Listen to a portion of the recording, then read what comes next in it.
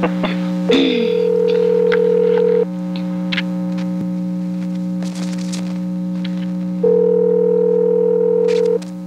here's Daddy on this. Hello. Hello. Good morning. Hello, Bibbie. Hey, Bibbie. How are you? Good. Well, I tell you what, this is a thrill.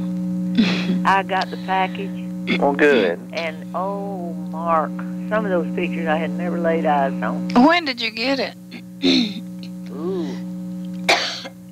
Several days ago. Okay. Let me think now. I mailed it on Sunday. Okay, now let me think. I know exactly when I got it because I really got angry about it. It was, I came in from water on Wednesday. And it was sitting, you know where they had left it, sitting on between the two mailboxes. Out on the road. And they did one of Pat's that way the other day. But she had her eye on it, and she said, if you hadn't come in, I was going out there and get that package. She said they used to wouldn't do that for anything. You know, they'd pull up and leave it at your door. Yeah. Right. But, oh, was I happy to get that. Yes, sir.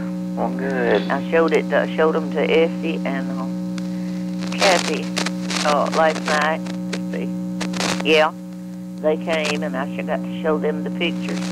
But I have not done the videos yet because I want to be by myself. Yeah. Yep. And like maybe today, I don't want anybody here when I watch them. Right. I never did get to enjoy anything like that because I was trying to entertain. Yeah. Yeah. So these are for me. But how are y'all doing? Doing great. We just wanted to check and see if you got that. Oh, I did, and I should have called y'all. No. It just meant so much to me. And that beautiful picture of Eva, Mark, was that a fair picture? Was that a little bitty picture? It was little, just like the one of you. You know, that was fair. Those were all made at the fair. To the best of my knowledge. That's the only time we ever got our pictures made. Well, the original of that one says 1935 on the back of it. See, I would have been 7. And you remember that picture of me, and they said I looked mad, and I told y'all I was froze. That was, see, we'd go to the fair, and I guess you could get your pictures made for a nickel or a dime. Huh. And I believe that was where that one would have been made. Yeah. 1935. Well. Well. And did those pictures of Aunt Margaret, they came out all right? Man, I don't know what you're talking about. I thought you said that the background wasn't too pretty. They're beautiful. They're beautiful. Good. And you know, Kathleen is coming through the 7th. And what she wanted us to do was all meet her at Cracker Barrel. And she said that would boost her up, maybe to go on down to Margaret's. Okay. And separate a few of her things. Yeah. And I think we talked about this and wanted to know what each person collected in the event that she run across something.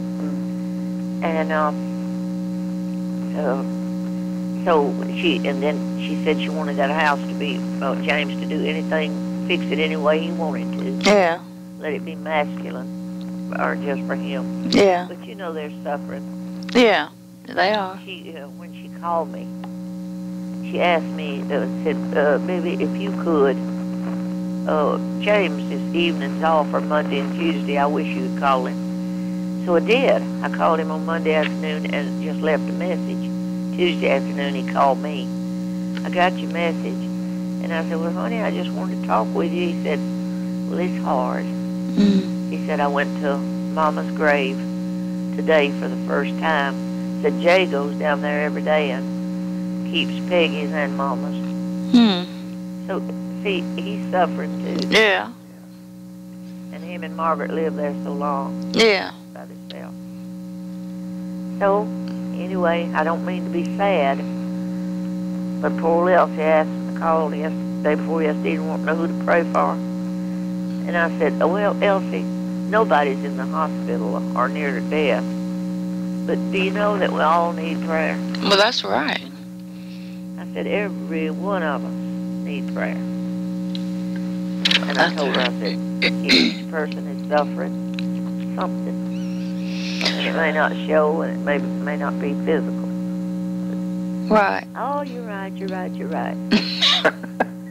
I said, I don't know of any of them that don't need prayer. That maybe gave her something to do. That's right. And a long list. And what a long list. She's got a bundle of them. And she can, I guess it's getting too cold for her to walk, but that's when she walks with her head down and prays. Well. Isn't that ugly? No. I just got off on something that was ugly. No. Well, you know, there were two tapes in there, two videotapes. That's what I told you. I was waiting till this morning to watch by myself. And one of them is Mark put that nursing home bottle. I want to see that. Lady came and I told her, I said, now that's, she said, what does this mean? I said, I know exactly what it means. But I don't want anybody, I want to be here by myself. Yes, I don't blame. Charlotte, they all talk. Yeah, and I had thought that, so yeah, I want to be here. I would be the same way. And then if I want them, I told them I had them, and I said, I'll invite y'all over and we'll have a video party. But not till I. No. Because I want to. I'm still trying to relax. Yeah. You know, that, like I said, that first year was like I was waiting for them to come back. Yeah. And when the second anniversary rolled around, I sunk a little bit. But I'm coming back. Yeah. I'm building back up. Yeah. It's not, well, life is not the way we choose it sometimes. Oh, no. But it's good. It's all right. Yeah, it is. It's when, let's see, when Mother died, Uncle Glenn is the one that said, life is a series of losses. And I don't know, I told, one day I was working around here, and everybody telling me, you know, now, you've done so much, even the preacher, you took care of your loved ones. That time you do something for yourself. Yeah. Alan, Mama, you've got a new life. You're free to do. And it hit, did I tell y'all, the words just hit me like a ton of bricks. He said, now you're free to do what you want to do. And it hit me. Freedom's just another word for nothing left to lose. Yeah. And I don't know why that kept playing around in my mind all day. And I said, well, I better get rid of this. Yeah.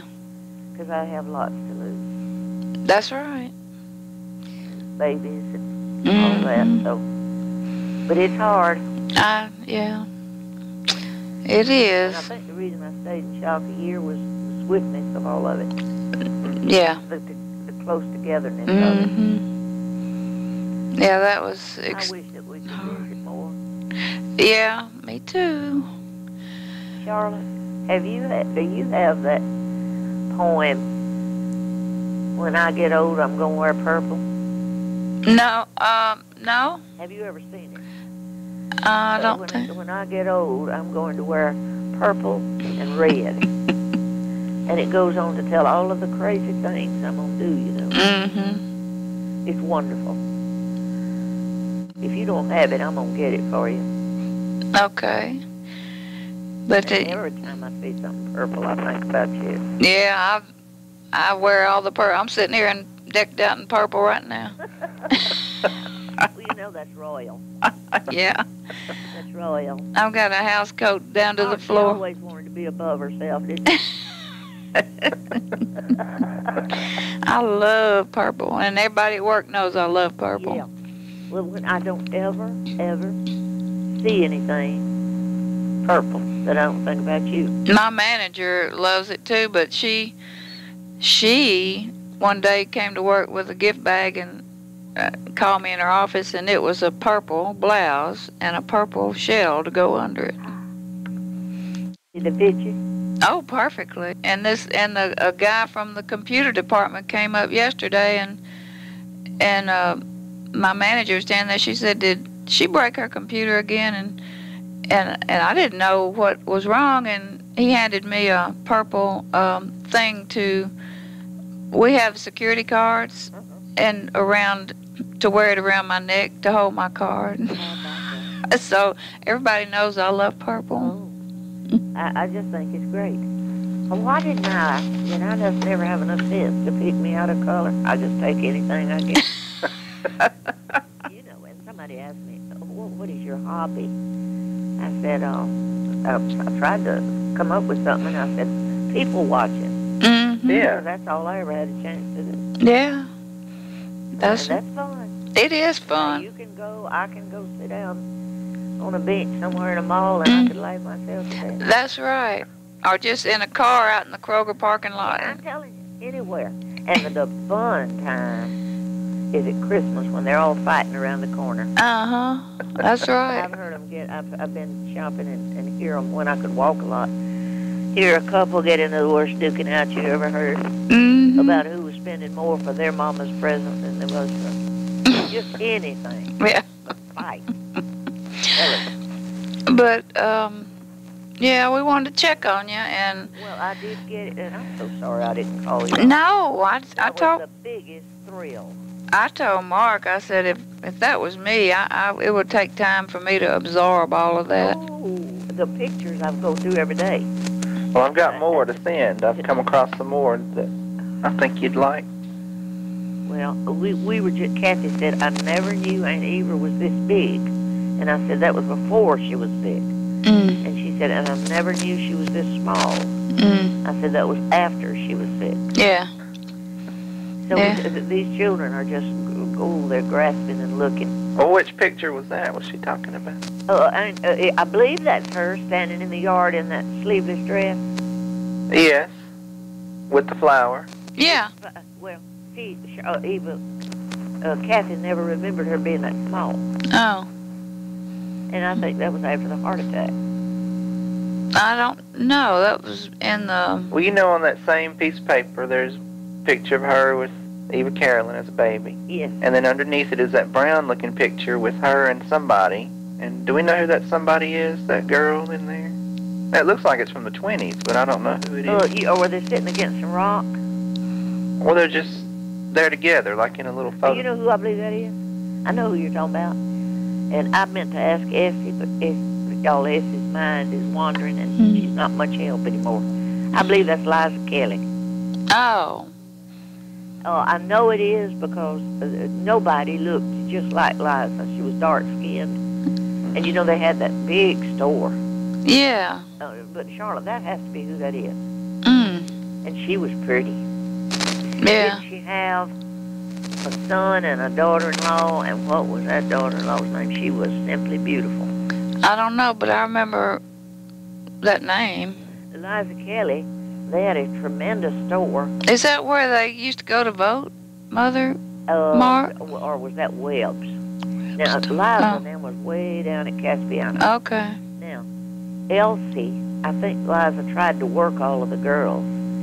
But Elsie was working down there when JT come through, driving trucks, and that's where she met him. But Liza fell in love with Eva, with all of them, and she was so good to us. But I looked and looked and looked, and I said, "That's Liza Kelly." It rang a bell in my head. And well, I think we need to put names to them. Yeah. But she did. She worked each one of the girls, just to give them money. I don't know how. Oh, I know how they got back and forth. They had to stay with her. There wasn't no back and forth. Yeah. But that's where Elsie was working and staying when she met JT. Well, Mark asked me something this morning. There's something that was on TV, an old movie, and he said, "Did people used to leave their keys in their cars?" I said, "Yeah." Honey, yes. That's how I got mine stolen. Nobody took their keys out of their car. And I was sitting at I asked Alan the other day. I said, I found a paper, and I said, "Do we have a 57 Fair Lane?" And he said, "Yeah, that's the one that was stolen." And Mark, I looked out and saw a black man. We parked across the street. And I looked out and saw a black man. I said, "By darn if he's not driving a car just like mine." It was yours. And it was noon. And I just sit there the rest of the day. So we all locked up and left together, and I just stepping and got to that side of the street, and there wasn't no car. And everybody, all the men, had just stopped right where they were to let me recognize that there wasn't no car. Well, where were you, on Michelle? Yeah. Oh. So they took me home. I never will forget how ashamed I was to go home, have them take me home, and no car. And it was 3 weeks or 4 weeks later, they found it wrecked and stripped over in a bogged down over in a plantation over in Bossier. And you know, Mark, that they gave me full money. I mean, whatever the insurance paid, they gave it to me. Wow. With me leaving. Oh, and they caught him, and I had to walk to the courthouse from Pier Avenue, you know, up there where the city hall was. I had to walk up there and be in court with that outfit. And they, a black, and they said, "Are you sure you didn't give him permission to drive your car?" And I looked at that thing and I thought, why would they even ask me such a question? Well, they had to. But where were you working? Soda Plumbing Company. Okay. On Pier Avenue. Worst part of town. And Well, you know, that's where I was working when I met Gene. That's where I worked right up until the day or two before Randy was born. Then they called me back after my children was born. And I'd go back up there and work. Then I got to thinking I'd see those drunks take their pants down and poo-poo across the street. And I thought, this is such a dangerous place to be. You believe I hadn't been gone from there but 2 or 3 weeks. And somebody came in there with a pistol and made them lay down on the floor and give them all their money. And that would have finished me off. Yeah. I could stand to watch them shit, but I couldn't. No. It was a nightmare. Well, didn't you work in the school cafeteria or something? 6 years. I thought the other day, I was telling somebody, what all was I telling somebody? I worked at Narramore's drugstore, and I would, you know where it was on Fairfield there by the Shumpert, and I would pack Reba from Savannah's on Huntington to a Miss Bodie's. She had a daycare center in an old house there on the line. Take her, walk her over there. My hours was 1 to 9. Be on that job, and then Ted would pick us up at 9, after 9. And then I was thinking, I went to a meeting Thursday luncheon. I took Essie because she needs some outlet. Steve, our sheriff, talked, and somebody had stolen his identity. You know, it was hilarious. They'd run up at $10,000, and he's telling us how it could be done, and that's when. Where was I? Shoot. And I think about all the jobs that I had. Once in a while, one that y'all never heard of will pop in my mind. I had a checkerboard career, but did I get some experience with people? Yeah. Oh, yeah. I worked for the school board 6 years, the hardest job I ever had. I was ashamed to put that on my resume because it was the kitchen. Then I realized one day that is the best experience you could offer because I had the budget. Yeah. I had to plan meals and budget within that budget. Couldn't exceed it. Well, that was excellent for math. And what did you do there? I started off as a cashier. Worked 1 year as a cashier for Carrie Ford. You may remember her, Ever's friend. And then then she put me at Claiborne as her assistant manager. I was there with two cooks. Okay, then from there they moved me to Northwood as assistant manager, and then to Riverside over there in Dixie Garden as manager. So 6 years of hell. Or didn't y'all? So for some reason I remember peanut butter cookies. Or did I? Well, that's where I gained all that weight in that school. I mean, they season with real butter and all that, you know. Yeah, 'cause it's cheaper to buy. Yeah. Well, the commodities. Yeah. The government sent it in. Okay. Then I worked for all the crooks. I worked for Mark Lovell, who was arrested. His home seized there on Betty, Virginia Circle. And then I knew I had to get out of there because I was signing hot checks, kiting money and everything under the sun. And I called, the Kelly girl that was there found a clipping in the paper and said, call this, because I don't want to leave you here. And I went to work for Joel Anderson, and I thought, that's the nicest man I ever saw in my life. He don't come out of his office. He was stoned. So he stayed in rehab over in Texas most of the time I worked for him. Ooh, but I've had a past. Yeah, but good experience. I wouldn't take nothing for it. Nothing. Mm-mm. See, that's why I never could have got a pension. I just jumped from one time. I took that school board job so I could be out in the summer with my children. Yeah. When I sold Avon. Yeah. I sold when I went in there and found that the woman opened the door naked with a parrot on her shoulder. What? Oh, yeah, I'll never forget that. She let on like nothing was wrong at all. She was buck naked. And you rang her doorbell to sell Avon. Yeah, and she opened the door. She was one of my best customers. But I believe that was the first time I'd ever met her. And she said, you'll have to, she never even tried to cover up. She said, you'll have to excuse me. I'm going to get my clothes out of the dryer. Just give me a minute. And she had a parrot on her shoulder? On her shoulder. So I have seen everything in my time. Cute angina. The preacher said the other day, I want you took care of your folks. I want you to do something for yourself. I said, Brother Buddy, I have so much to do, I'd have to have 3 lifetimes. I said, I'm going to write a book. I'm going to compile an inspirational book. I'm going to open up an antique shop. You know, and that tickled him. So when he wrote me the other day, he said, I want to autograph a copy of that book. Well, you need to get on that one. Yeah. Woo, what I seen. And did he like the hobo stew? That's all I could hear. He had to wave that pot all over the church. Nobody knew I took it. And he said, that was good, and I want the recipe. He had mailed me a thank you card and put Shreveport. And it had come back, and that was in the bottom of the pot. He said, I want that recipe. He said, I think I told you that in the card.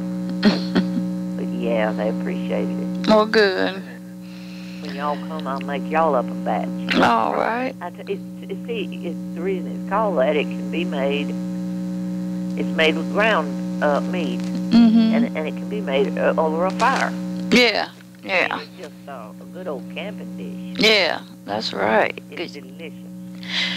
But, well, we're not going to keep you. I want you to have time with your tapes. And Today, I just told Letty, she called me, and I told her, you tell Prissy I'm not coming over there to church this afternoon. This is my day. My day by myself. And there, how long is that long one, Mark? 2 hours. 2 hours. Over 2 hours. Yeah, and I'll sit down in here, just me and my dogs. And the water bottle is on the other tape, just by itself. That's not. They're well marked. Okay, I tried to. But Letty, what is this about a water bottle? I wouldn't have got them out with her here for all the... Well, on that tape, that woman, Miss Smith or whatever her name was, said... Cook said that her sister or something worked in the office. Is that true, or did she? Oh, no. Or lived across the hall and works in that building. And she she said, I can't tend to your sister tonight, one night. They all laughed at me. Virgie said, Iva, Billie thought Miss Cook's mind was okay. Yeah, they all did it. When you see on the videotape. And I said, I said, I appreciate you taking care of Savannah. That's when Savannah first got in the room. And I thought the woman was okay. Yeah. And she said, well, I'm not going to get to tend to her tonight. And it was Friday. And I said, she said, I'm going to my daughter's for the weekend. And I said, fantastic. Mm-hmm. I'm so glad for you. And I reached around there and waved my hand, and I said, hi, Miss Barnock. And she said, that's my daughter. Oh. And I knew all wasn't well. Mm-hmm. Yeah. She was sitting there bundled up in her coat, waiting for somebody to come get her when Sister and them went there. Said she was going to her sister's or somewhere. Or her daughters. Yeah, daughters. And it was July. That should have been the first clue. They told me that she didn't even come.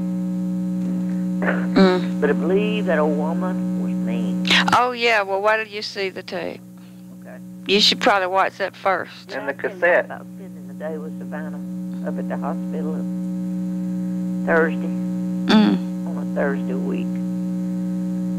They called me. Yes, I did, Sean. They called me and told me she'd passed out. Oh, no. And maybe I didn't. Mm-mm.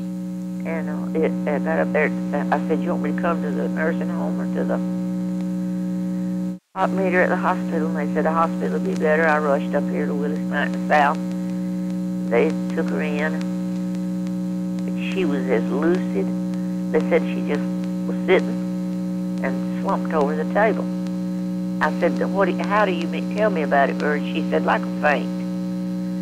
And then she came around. But said, we need to get her evaluated. Mm-hmm. I got there. She called me Billie until from 10:15 to 1. Mm. Then she began to get agitated. They were doing too many tests. Mm-hmm. Then she didn't call me. She didn't know who I was anymore. Mm. But when I got there, she said, oh, I'm so glad you're here. Mm. I was just sitting at that table, she said, Mm. and that's the way it was.